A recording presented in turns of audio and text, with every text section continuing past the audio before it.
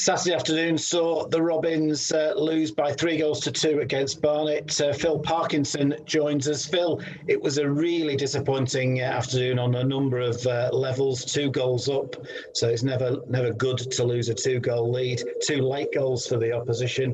But perhaps the key moment in the game was the moment of madness, just literally seconds before half-time. No, absolutely. I couldn't agree any more with you, Brian.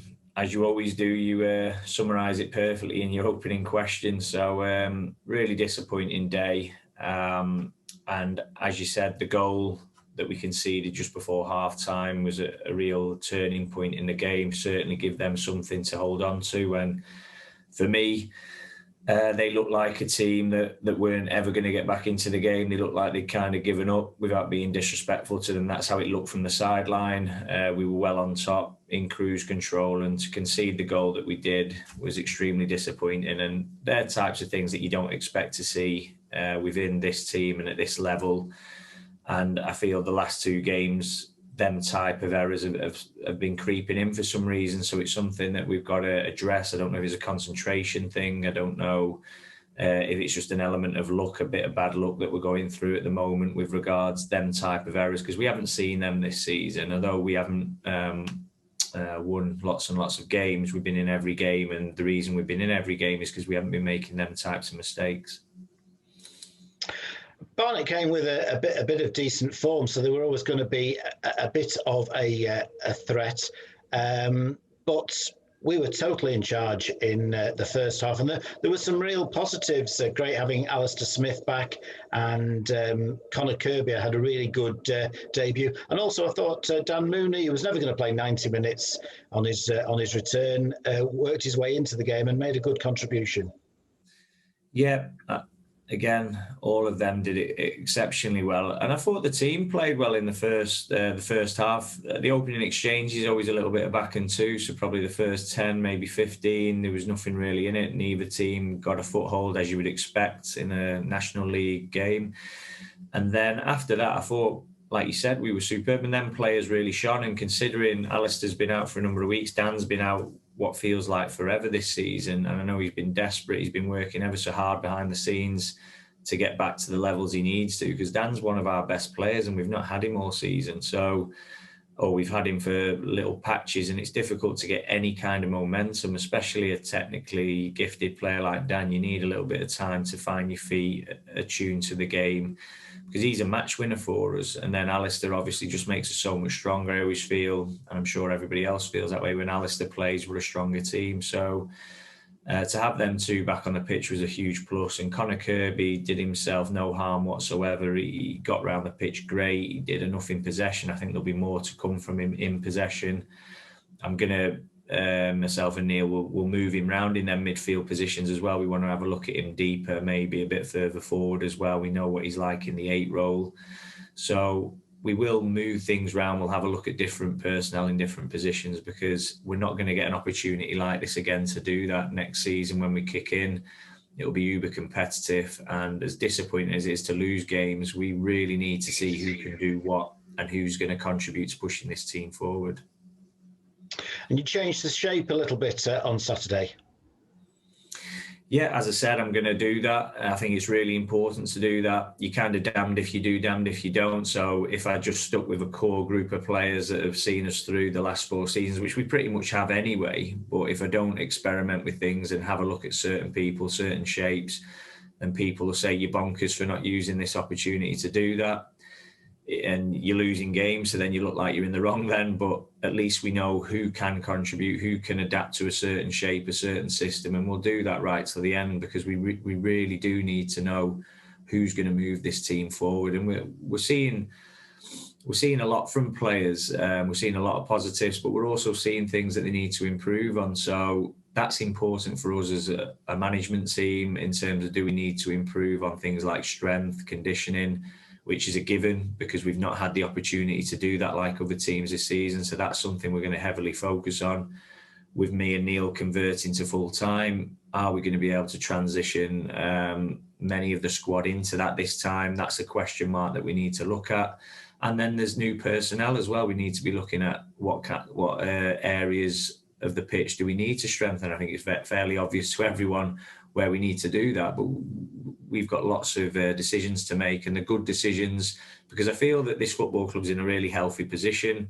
First time back in this level after a horrendous couple of seasons with multiple relegations and then multiple promotions since myself and Neil have come in. I think the club's in a really healthy position. It's really disappointing when you're losing a series of games, but the thing is, we can see what we need to do, and we're intelligent people, and we work really hard, and we'll get it right, and we'll move this club forward.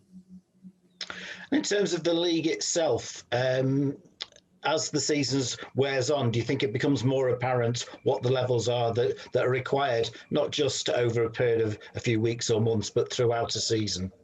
Absolutely. I mean, it's a grueling league. And I think a lot of that's to do with the travel in the first instance. And the second instance is obviously how many teams are full-time or at least hybrid. And then obviously you have to bridge them gaps, and there's no getting away from it. The finances do come into it, but that's never overly concerned me. I've never been at a club, well, bar Alti, probably in the MPL, where we were one of the stronger teams financially. But even when we went up one, we were probably I know we were mid-table, and now we're in the bottom half of the table in terms of finances. So there's no getting away from it. That has an impact. But I'd like to think the way we work, the way we recruit, the environment we create for players to enjoy what they do and move forward and then progress themselves from Altrincham Football Club allows us to compete even at this level. So, as I've said, it's not going to be a short-term fix. We've got to be able to stabilise, which I don't think we're quite there yet in terms of, I wouldn't say 100% we're nailed on for survival next season. It's going to be a real fight again.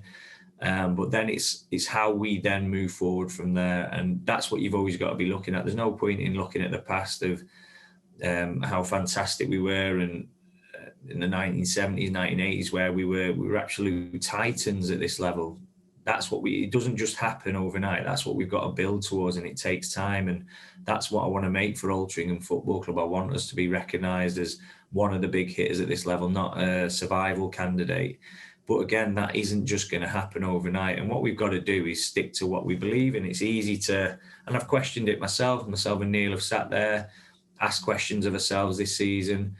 But the thing that I like to think we've always done well is we've stuck to our guns no matter what situation we've been in or what pressure we've been under. So remember, going for a championship feels like just as much pressure as staving relegation, if I'm honest with you.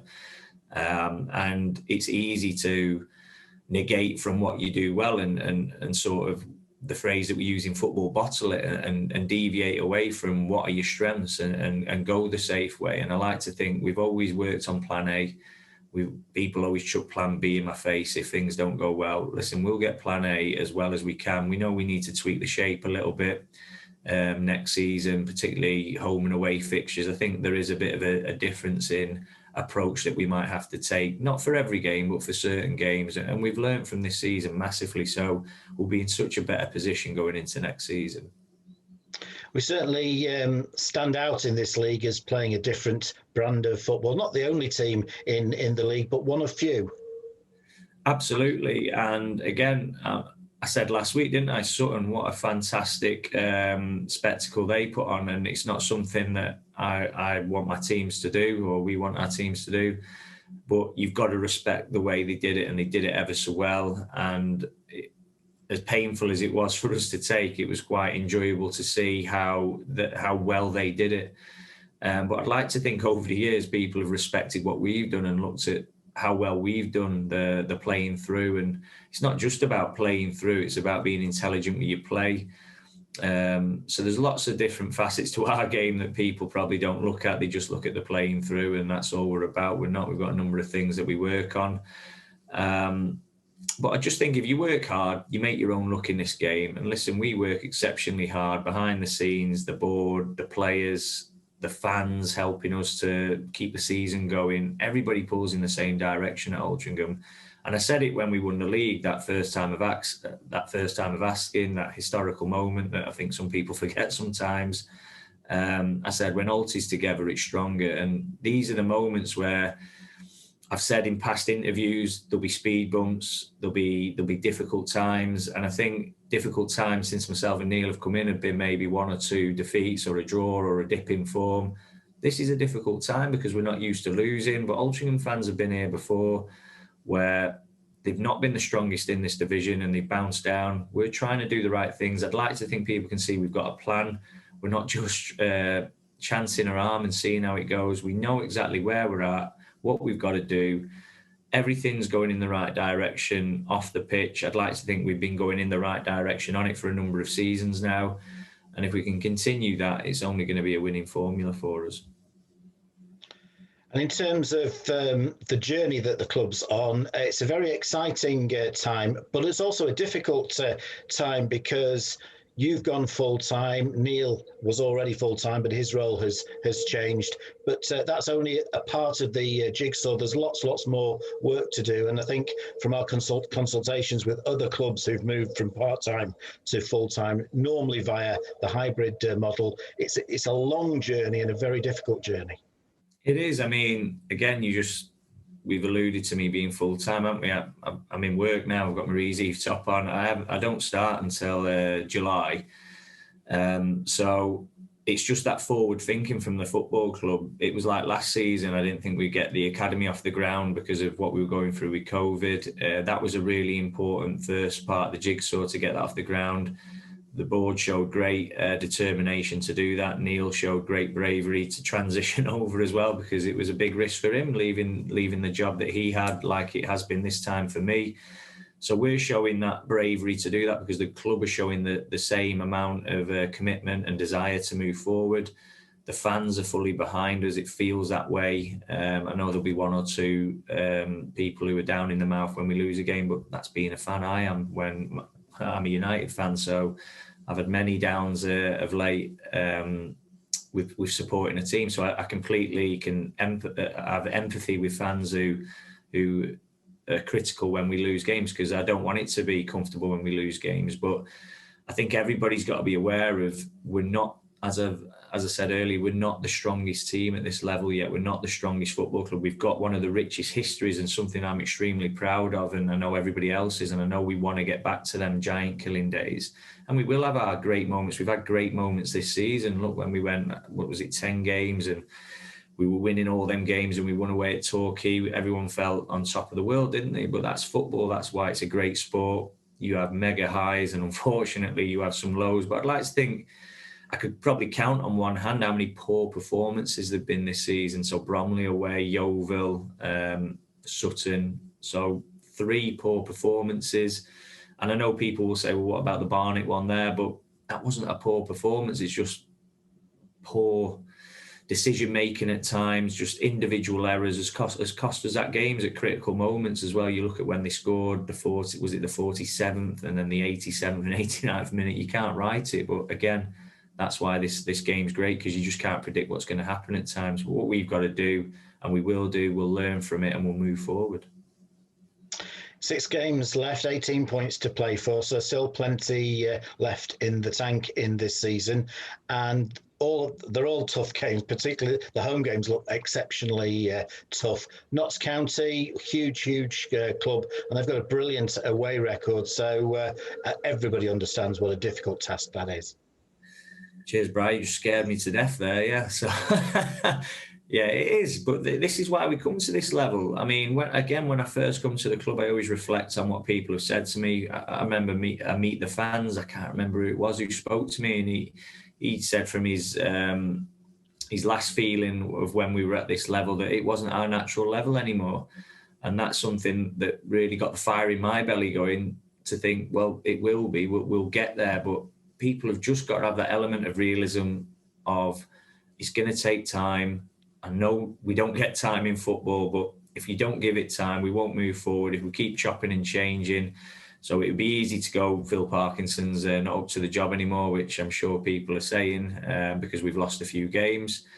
But listen, I wasn't up to it when I came in the NPL. I wasn't up to it in the Conference North. I certainly won't be up to it at this level. I won't be up to it at a level above. I'll adapt. I'll find a way. And that's what we've always done. The best players, the best people I've worked with in football, you adapt to the levels the quickest or you don't. And unfortunately, you do fall by the wayside. And that's the challenge we put to a lot of the players this time as well. Show that you can play at this level, show you that you can contribute to winning games. And I'd like to think for 10 games, we've won 10 games, haven't we? Unfortunately, we've lost 17. It's a painful statistic, but we've won more than a lot of the teams who have come up around us as well. So you look at the Wheelstones, I know they're closing the gap a little bit now, but there's still a gap. And all season, we've been right up there, bar probably the last month where we've had a drop off. And unfortunately, that's just the way it's gone. But if we would have finished strongly in terms of, if you look at that period we had just after Christmas, if that would have been the finish, everybody would have been thinking we're going to win the league next season because we've won a few games. But I think in the balance of things, it's shown where we are at this level. It's shown what we've got to do. We're not far away.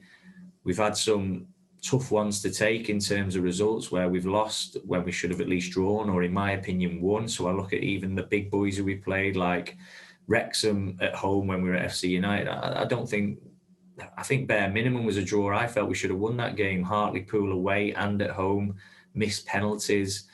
There's been lots of things where it could have been completely different for us, but listen, we'll learn from it. We're intelligent people. We know what we've got to do and we'll get it right.